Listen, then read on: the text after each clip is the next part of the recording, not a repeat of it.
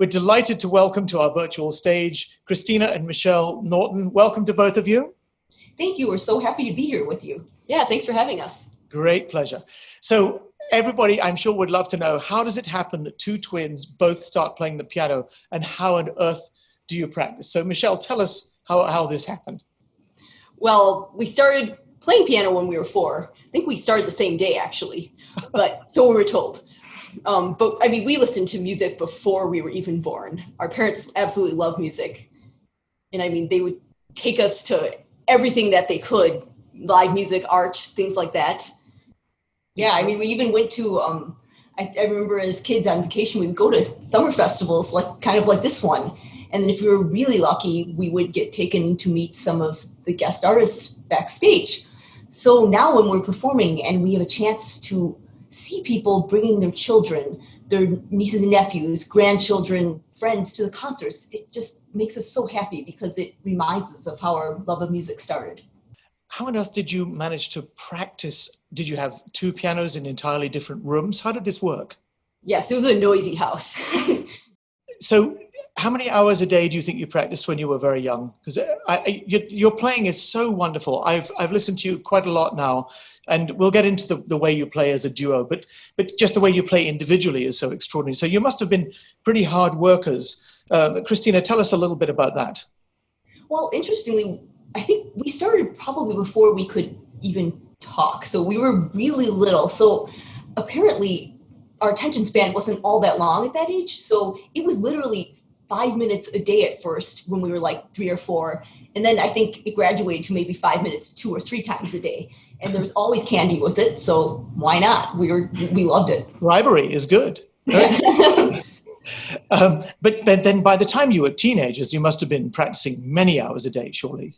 Very much so. I mean, we were driving far places for lessons. But at the same time, we always, and I think part of what developed our love of music is actually having exposure to many different things.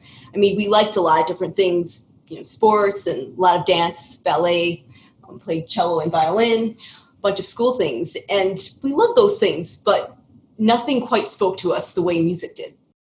But I think really what spoke to us about music is it was the only thing that I really felt incorporates every part of the person, both the physical, the mental, the spiritual, everything all together. And I think that is there anything else quite like that? Well, a very good point. Absolutely. And then the decision must have been taken to audition for various schools, but you ended up going to the Curtis Institute in Philadelphia, correct? Yeah. Correct. And who were your principal teachers? Did you study with the same person when you got there? I don't know if I've told you, but we actually didn't. We were trained entirely as solo pianists, both at Curtis and at Juilliard. And we actually never really thought about playing together until we had been asked to do a few performances in public, and we did those and found out we really loved it. Well, we're very thrilled to have you with us, and you've chosen a lovely program. And I couldn't help but notice that rather a lot of the music happens to be in 3. I didn't know that. Did you know? Now I know, yeah, but wow. You're right, yeah. Wow. You're going to start with the Debussy Minuet from the Petite Suite. Very, very beautiful piece. Tell us why you chose that. Well, I chose this, first of all, because it's so beautiful. But I think what makes it so beautiful is that it's actually a pretty simple tune, but it's very transparent, which actually makes it surprisingly difficult. And also, it's written for 4 hands on one piano. We absolutely love playing 4 hands on one piano because, like most of art, it has this ability to mimic life in many ways, especially right now during this pandemic when we're all being asked to sacrifice some of our own wants for the public good. When we play together on one piano, 4 hands, a lot of times this art form requires each individual player to forego their own wants for the good of the duo. So definitely this is mirroring the real world today as it illustrates the strength that's inside all of us to actually resist the natural human inclination to do our own thing all the time. Beautifully put. Then you're going to play a later piece, En Blanc et Noir. Yes. Yes. Which movement are you going to play? The first movement of that one. Which is actually a waltz? Yes, it's a dance. It's a waltz. Yes. It's kind of Okay, hidden in there. I mean, there's a lot of beauty in the subtlety of all his writing, and I think it's pretty apparent in that one. Absolutely. So now we have a minuet and then a waltz. Yes. That's good. Early Debussy, late Debussy. And then I think the Rachmaninoff that you're going to play a bit later is from the suite. Now, this is an absolutely magnificent experience. It must be fantastic to play. Tell us a little bit about your experiences with playing Rachmaninoff. The piece comes actually from a period in Rachmaninoff's life where he was very, very productive. He also wrote his C minor concerto during this time frame, one of his most famous pieces.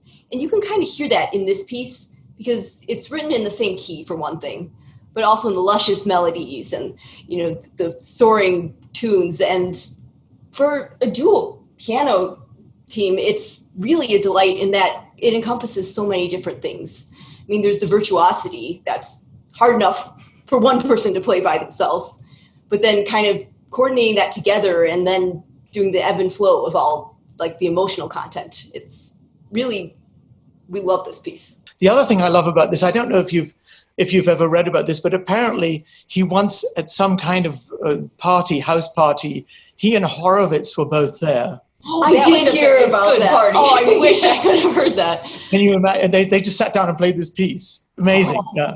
I want to time travel for that.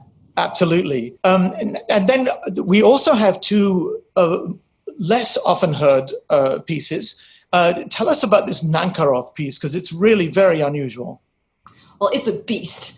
It was actually not written for two people with 20 fingers to play. It's written for a machine to play. Nankarov would plug these scrolls into the player piano and churn them out. And that's actually how we first heard the piece. But for some crazy reason, we decided that we would try to play that ourselves. And it's a wonderful challenge, though. It's terrifying. It's extraordinary. It's like listening to electronic typewriters or something being played. I mean, the speed is uncanny, right? That's the whole point of it, that it shouldn't sound like human beings almost. Right. Yeah.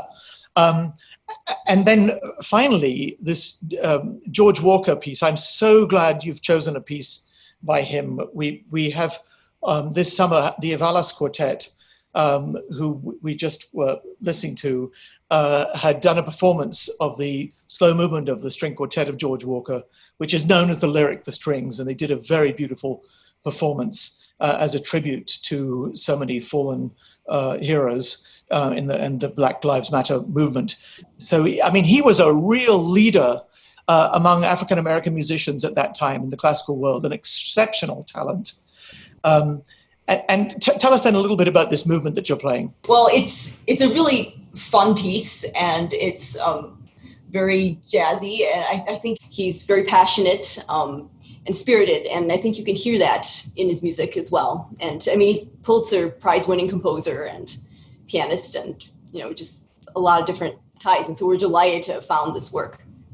And the work is a sonata with how many movements? 4, but this is the second movement. Yeah. The second movement. Wonderful. Well, we look forward so much to hearing and watching you play. Just go through for us which pieces are for one piano, 4 hands, and which pieces, so that we're all prepared for that, which pieces are for 2 pianos. Well, the Debussy, the minuet is for 4 hands, 1 piano, and the Nancaro is for 1 piano, 4 hands, and I think the rest is all 2 pianos. Yes.